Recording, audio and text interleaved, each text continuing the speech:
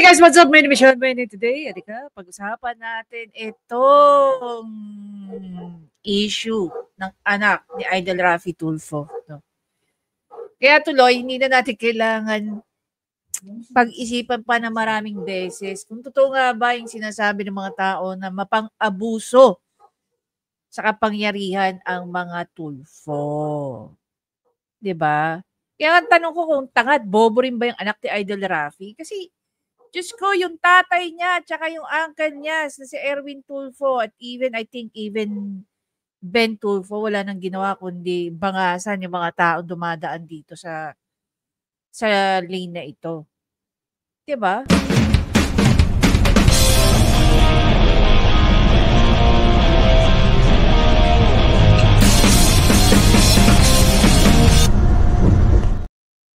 Ayun nga guys, good morning sa inyo. Last January 27, may pinost pong SMNI News. Baka magurgur ang SMNI News, no? Kasi nagdaba sila ng balita tungkol kay Raffy Tulfo. Anak pala ni Raffy Tulfo. Sabi dito, tingnan, nahuli ng special. Yes. Yes, ano? Where's Nina Cha? Ha? Where's Nina?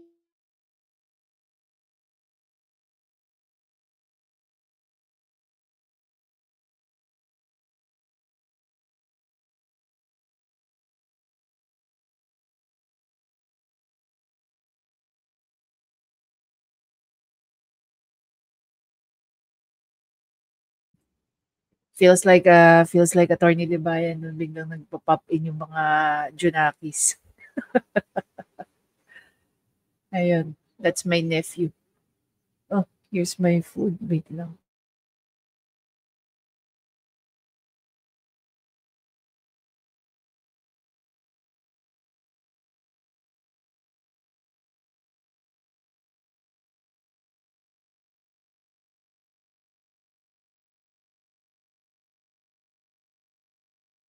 So, ayun na nga guys, no? Last January 27 po, naglabas ng news ang SMNI at ang sabi niya rito, nahuli ng Special Intelligence Committee and Transportation ang convoy ni Quezon City, 2nd District Ralph Wendell Recto. Tulfo, anak ni Senator Raffy Tulfo dahil sa paggamit ng bus lane sa EDSA noong Enero 23, 2025. Tinikita ng driver na si Kenneth de Guzman, pati na rin ang sasakyan na may logo ng House of Representatives. Wala pang pahayag mula sa kampo ni Senator Tulfo ungkol sa insidente. So basically today, mayroong mga nakita na tayong interview ni Idol Raffy. Ayan. Now, my biggest question is, convoy lang ba ni Ralph Tulfo ang dumaan dyan? Meaning, wala siya, hindi siya pasahero. Kasi, itong tawag dito, itong sasakyan na ito, may mga nakita tayong mga OCR, ORCR na ipinost. Hindi na natin yung i-share no, bilang protection sa data privacy ng may-ari ng sasakyan. So, doon nga sa ORCR na yon na pinakita, nakapangalan nga ang sasakyan doon sa anak ni Idol Raffy. 'Di ba? Ang nakakatawa lang dito, guys, no? Hindi naman lingid sa ating kaalaman. Sobrang vocal ng mga Tulfo doon sa mapang-abusong gumagamit nitong lane na ito. Tanga ba yung anak ni Raffy Tulfo not to know na ganun ka vocal yung tatay niya? That even, in fairness naman kay Idol Raffy, no? Dahil nga vocal siya, so syempre hindi siya gagamit yan. And coming from Quezon City, going to the Senate office dyan sa may Roas Boulevard, siguro naman hindi talaga siya gumagamit ng ano. And kudos, no, maraming salamat sa Special Intelligence Committee and Transportation dahil wala talaga silang sinisino. Sana ganyan po lahat ng law enforcer natin. Ano? Regardless kung ano ang posisyon mo, okay? O estado mo sa buhay, huli ka kung huli. Kaya kudos po, no? Bigyan po natin ng parangal itong mga nakakahuli sa mga ano na to. 'Di ba? Sino-sino na ba nagdaanan dito? Sasakyan ni Chis Escudero, ngayon si Tulfo, tapos kailan lang si Gatchalian, 'di ba? Oh. Tapos no in-interview si Raffy Tulfo, dinownplay niya yung insidente. 'Di ba? Dinownplay niya. Kaya tuloy maraming netizen ang nainis doon sa sinabi ni Aiden. Ano ba ine-expect nyo kay Aiden? Ha? Sisigaw-sigawan niya yung anak niya? Ipapahiya niya gaya ng ginagawa niya? Hindi ko makakalimutan yung linya niya. I'm not gonna say it verbatim, pero I remember ito yung sinabi ni Aiden, no? Doon sa gumamit ng, nagpa-press con pa talaga siya. Doon sa gumamit ng, na nagbigay siya ng reaction doon sa, ang tawag dyan, kay Win Gatchalian. Madadamay daw sila. Eto, anong tawag mo dito? May maganda nga pinost dito si Ma'am Joey, no? Ibabasahin ko sa inyo. Sabi dito ni Ma'am Joey, para makita niyo. Gusto ko yung nakikita niyo. Ayon kay Ma'am Joey, Senador Tatay, Congressman anak, yung anak gumamit ng bus lane na huli. Nagsorry naman daw at umamin. Pinagalitan, magsinungaling ka pa, nasa news ka na. 'Di ba? Pinagalitan naman daw ni Tatay, so wala naman daw dapat issue. Wow. Pero, issue kay Raffy Tulfo, ganito ka ka-substandard ng utak ni Raffy Tulfo. Pero kung sa iba ito, no, grabe kung mag-reaction si Raffy Tulfo doon. Tanggalin mo ang senador at congressman sa kwento, tingnan mo sapat ang sorry para mawala ang issue. Opo, kwento ni Raffy Tulfo at Wendell Tulfo yan. Ang sabi ng mga netizen. Sabi ng isang Aaron Dagos, imagine yung apelyido niyan Duterte. Baka nagpahiring ulit agad yan kinabukasan sa Kongreso at buong mainstream media 2 weeks coverage pa ulit-ulit. Correct. Oh, correct. Huwag sanang manalo mga Tulfo brothers this coming election. O, akala ko ba nagna-number 1 ng Tulfo? Ayan sinusuka na kayo ng mga tao. Wala pa din yan sa anak ni Remulla, biglang aswelto sa drugs. May point siya. Oh, ano sabi rito ng Elfa Guevara? Pansin ko lang, parang ginagamit lang programa ng mga Tulfo para buong angkan maluklok tulad ni Raffy Tulfo. Kung matagal na po kayong alam naman namin yan. Yung asawa na sa party list, Representative si Jocelyn, yung anak na nag-violate ng traffic rules congressman sa isang distrito ng QC. Ang mga kapatid na si Erich Silvestre Tulfo at Ben Tulfo kumakandidatong senador. May isa pang Tulfo na kumakandidato, party list sa tourism. Kapatid. Na sinipa ni Digong, ni Papa D. Ni PRRD. 'Di ba? Ginagamit ng business and bread and butter nila. God save the Philippines. Kung meron man pinakamalala, no? The political dynasty rito. Pinakamatindi na mga Tulfo. Gamit na gamit ang mahihirap. Pero kapag iba nagkamali, grabe pamumuna with matching pamamahiya. Sabi ni Bella. Kapag ordinaryong Pilipino, tanggal na lisensya mo, impound pa sa sasakyan mo. Exactly. Hindi ka Tulfo eh. Kung nagkataon ibang tao pa yan, sasabihin ka agad na abusado at maabuso sa kaparian. So makikita natin yung kakaibahan. Exactly. Kung iba ang lumabag na at nakarating kay Raffy Tulfo na kumura ang abutin, perfectong tao si Raffy Tulfo. Sabi ni Ma'am Fe Inocencio. Dapat dinala sa tanggapan at ipatulfo, tingnan natin kung murahin niya ang anak niya on air at tawaging inutil, bobo, walang modo, etc. tulad ng ginagawa niya sa mga inirereklamo sa kanya. Very well said, Mr. JJ. Diba? Sunod-sunod yung mga batikos, mga kapalpakan, baho, naglalabasan patungkol sa mga Tulfong ito. Kailan lang si Erich, ngayon ng anak. Ito ba yung klase ng mga kandidatong gusto niyang iluklok? Tatakbo rin yan si Tulfo dyan sa distrito niya eh. 'Di ba? Hindi nyo lang pinayayaman ang mga Tulfo. Hinahayaan nyo rin maging abusado. 'Di ba? Totoo ko sa show niya, yan, takot na pamamaya abutin niya. Oo nga, ako gusto ko sinabi dito ni ni Mr. JJ eh. Ang sabi ni Mr. JJ ulit, dapat dinala sa tanggapan at ipatulfo, tingnan natin kung murahin niya ang anak niya on air at tawagin niyang inutil, walang modo, mobo, etc. Tulad ng ginagawa niya sa mga inirereklamo sa kanya. O di pakinggan natin tong interview kung anong ginawa niya. Tungkol dun sa insidente at walang paligo-ligo pa at inadmit niya. Pwede nga. Takot na nag-sorry siya sa akin. Sabi ko, wag mo na ulitin. And sabi ko sa kanya, kailangan mag-apologize ka sa taong bayan. Oh, mukha ba niyang mumurahin yung anak niya? Na pareho niyang bobot tanga? Oh. Alam naman nila na ipinagbabawal regardless kung nakasakay si congressman doon o hindi. Alam naman niya na pag dumaan doon, huli ka, ticket ka. Tsaka sabi ko nga, ignorance of the law excuses no one. Napakasimple lang yan. Paulit-ulit na po natin na pag-uusapan yan. Paulit-ulit niya nang binabatikos yan. Pero bakit dumaan pa rin kung di ba naman tangat bobong anak nito ni Raffy Tulfo? Diba? Hindi niya pwedeng sabihan yung mga tao niya, huwag tayong dumaan dyan. O huwag kayong dumaan dyan. Pinagbabawal yan.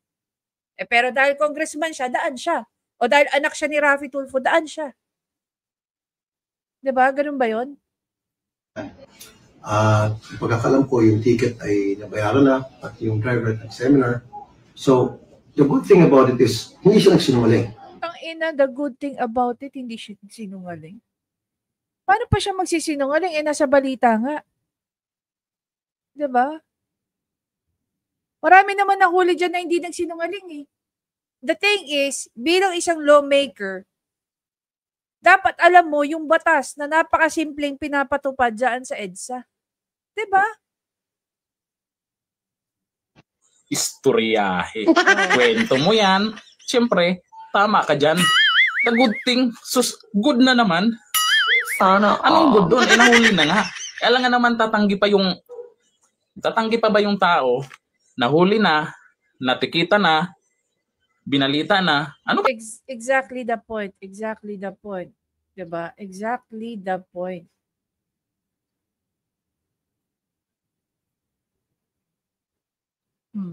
Tingnan natin yung isang news. May isa pang news eh. Oh.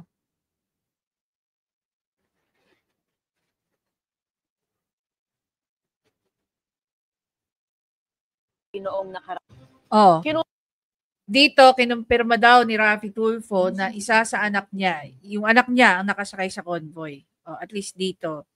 May malinaw na na kinumpirma ni Raffy Tulfo na ang anak nga niya kasama diyan. Eh di more or worse pa. 'Di ba? More or worse pa. Kinumpirma ni Senador Raffy Tulfo na ang anak niyang kongresista ang sakay ng tiniketang SUV na dumaan sa EDSA busway noong nakaraang linggo.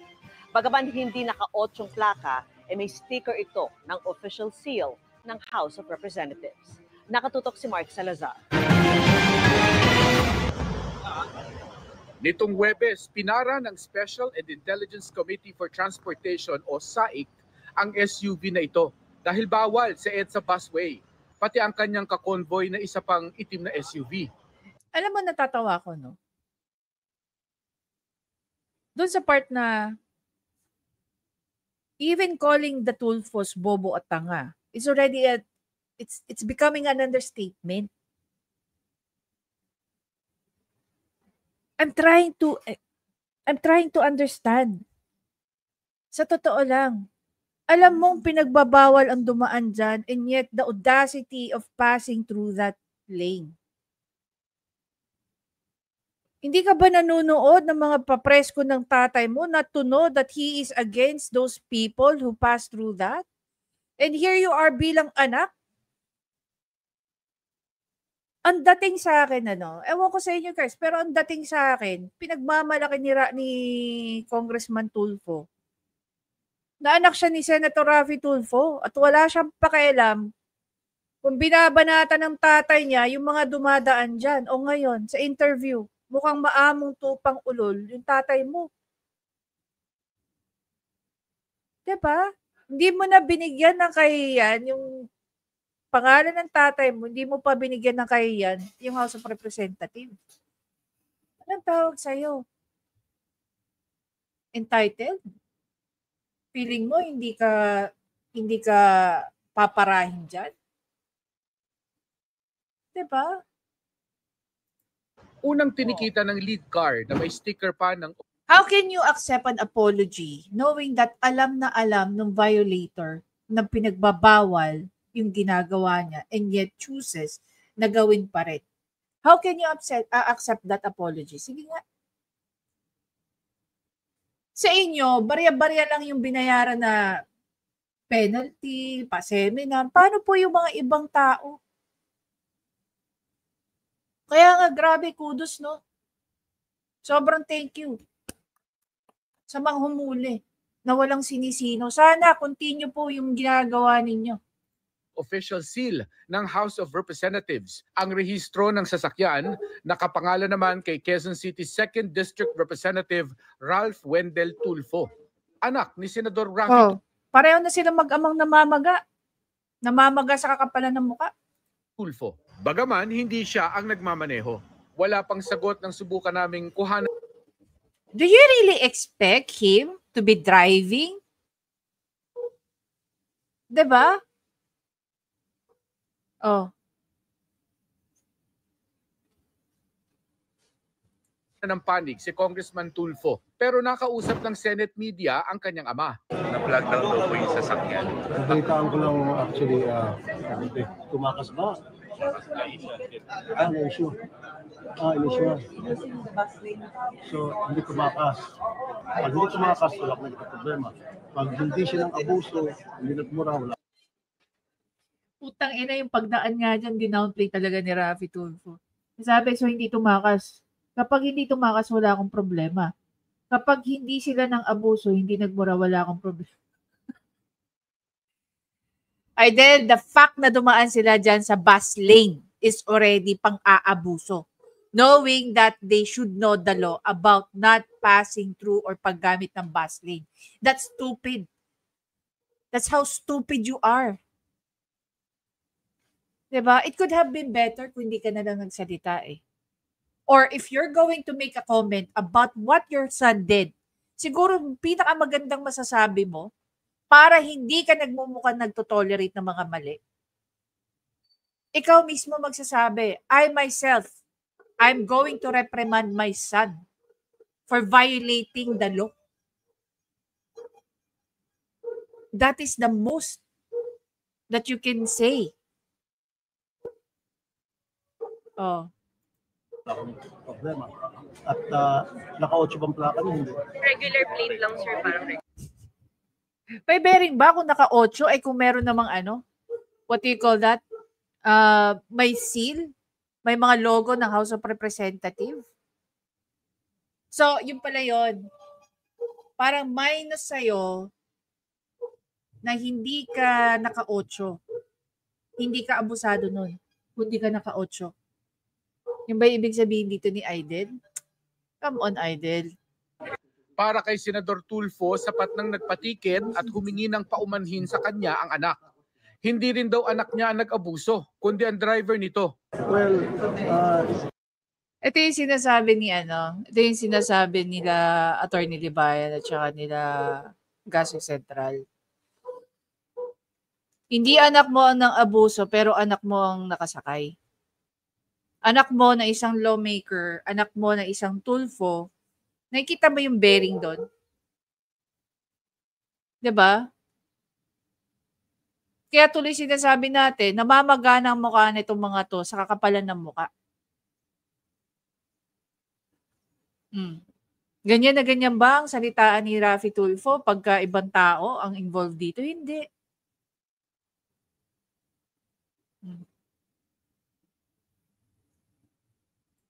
inadmit naman niya, yung may susunungan niya, nag-apologize siya. Ulitin natin, ano? Bakit ka pa mag-a-apologize sa isang bagay na alam mo pag ginawa mo mali? As long as hindi siya tumakas, hindi siya gumamit ng plaka, which dapat kanya gumamit, pero hindi siya gumamit. Yes, that's just hindi siya kasama. Kaya lang, it so happen, nagamit kayo, nakakalam pa, nagmamadali siya, hindi driver niya ata. Pero pinagalitan daw ng senador ang anak na kinumpirma niyang sakay ng sasakyan nang mahuli ito. At pinagalitan ko siya. Pinagsabihan ko. Yung anak niyo, sir, ang pinagalitan? Pinagalitan ko, nag-sorry sa akin. Sabi ko, mag-apologize ka sa akin.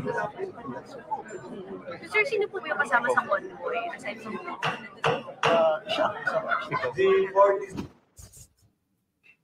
Siya, andun siya, putang ina nyo. Anong comment ng netizens dito? Oh, dito na lang tayo sa first three. Sabi ni Alexis, nakakatawa yung hindi daw yung anak niya yung nang abuso, kundi yung driver nito. Wow.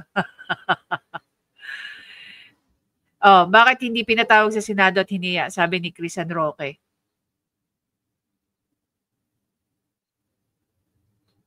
Oh, OFW in Singapore, sabi rito.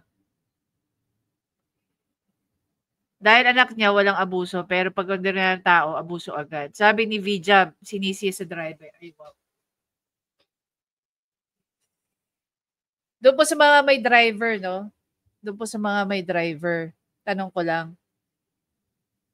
In most travel niyo po ba, lagi po bang driver ang nasusunod?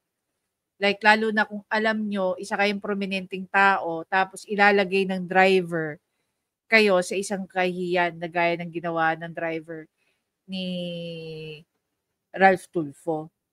You're very stupid if you do that. I mean, for me, ako kasi, well, pag sumasakay po ako sa mga taxi or sa Grab drive, sa Grab, normal na yung nagda-drive nung sasakyan, magtatanong, ma'am, okay lang po ba tayo mag-skyway? Ma'am, okay lang po ba tayo dito? Ma'am, okay. Hinihingan ako ng consent ng nagda-drive ng sasakyan. Sa tingin nyo ba, kung sasakay ako sa isang taxi, or ng Grab, sasabihin sa akin ng Grab, ma'am, umamadali po ba kayo? Gusto nyo po dumaan tayo dito sa busway? Definitely, una, hindi tanga yung driver to do that. Bakit? Kasi siya masisisi dyan eh. Pangalawa, ako mismo, I will tell my driver, sir, wag po tayong dumaan dyan. Wag po tayong dadaan sa isang lugar na kayo ang unang mapapahamak. So basically, it only says here na dumaan yung driver sa isang pinagbabawal na daan na ang pasahero ay walang iba kung hindi isang congressman. Are you saying, Ralph Tulfo, na ipinahamak mo yung driver mo? Na inilagay mo siya sa alanganin? Diba? Anong klase kang amo? Na ilalagay mo sa alanganin yung empleyado mo. Saka rin walang kwenta. Diba? Dito natin guys makikita kung gaano kawalang malasakit si Ralph, lagi ko naiisip si Recto, si Ralph Tulfo, kung hindi niya naisip na pag nahuli sila, ang unang magkakaproblema yung driver niya. Pero dahil siya ay isang congressman at ang tatay niya ay isang senador, akala nila palalagpasin sila. Kaya tingnan mo, sabi rito ni Vijab, sinisi pa talaga driver, no? 700 comments.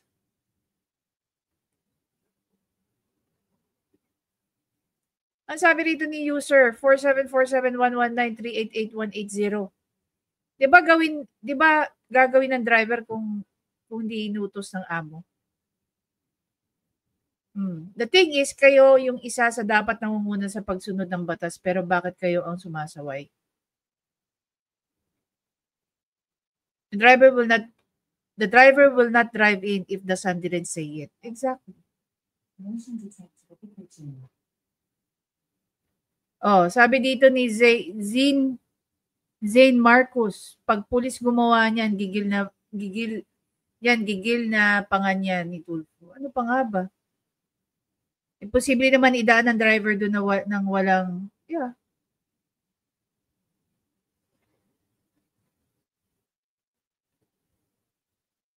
Oh, ang sabi rito, yung looks ni Sir Rafi nagiging malusog na din, mukhang tiba-tiba na dyan tulad ng mga cross. Mukhang may sakit. No one is above the law. Comment tayo dito. Ignorance of the law excuses no one.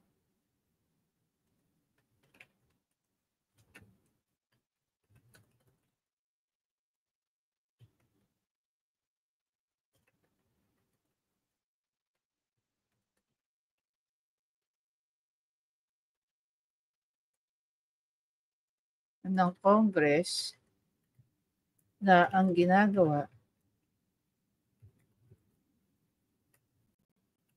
mag-legislate ng batas. How stupid can you be?